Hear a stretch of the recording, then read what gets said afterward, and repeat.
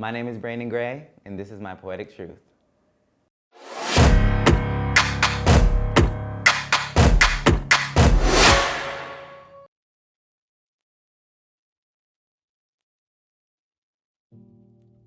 I was teased a lot for wanting to dance. I was a very artsy kid. I had long hair.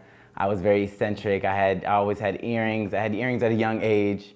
I was loud when I was young. I was boisterous. I had this big energy about me. But when you have a big energy, it also brings along people who don't like that. For me, especially in the dance world, I know that I don't always see many black male dancers. And I know that that's something that kept me pushing because I was like, I want someone who's young to look at me and be like, he can do that, so then I can do it. Like, I've definitely been discriminated against for my body. There's been specific roles that I know that I've wanted to go for, but I didn't get it because the role is predominantly for a white person or Caucasian person. I've been to ballet auditions, and I know that as soon as I walk in, they're like, oh, a black boy, you know? Like, he needs to dance in a specific way, and he needs to be able to reach these standards. And for a while, I'm just like, I don't care about those standards. I'm creating new standards. Like, this was one way, and we've done this for so long, but now it's time for a new way.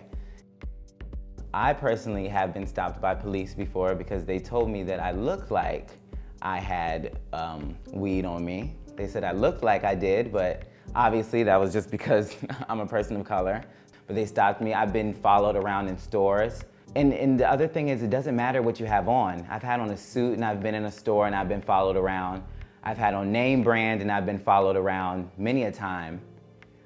I'm trying to think, it's because it's such a day-to-day thing being discriminated against that it kind of becomes engraved in you, and you try to think of specific things, but it kind of becomes your life at some point. I mean, of course I could yell at people, I could fight with people, we could all do that. We could all put our energy into being negative or stooping to their level. But it's really better when you just show people with things like trying to be in predominantly white spaces. Like television, which I'm getting into. I recently did something for Netflix, and there was 8 dancers, and I was one of 2 dancers who were of color. So it's things like that, like infiltrating these spaces that have been predominantly white and being like, look, I'm dancing right next to you. So what does that mean? That means that we can all dance together. We can all be together. I think that's the best fight, you know, is peace and love. So, I myself as a sexual being, I identify myself as pansexual, meaning that I love people based on how they make me feel and the energy that I get, not on the physical vessel. It's a little bit deeper than just the outside for me. What would I say to 10-year-old Brandon? I would say that in a world that doesn't really understand you, don't worry, because people will. And the thing that everyone is teasing you about, everyone will love you for one day. You know, having ADHD is not a bad thing. That energy that you have can be turned into something so beautiful. The fact that you want to dance is not weird, it's beautiful. People love that. And keep going, Brandon, like, don't stop.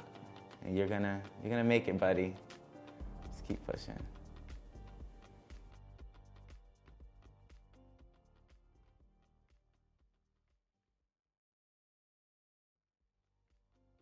Yes, I feel free. I can't wait for this to come out.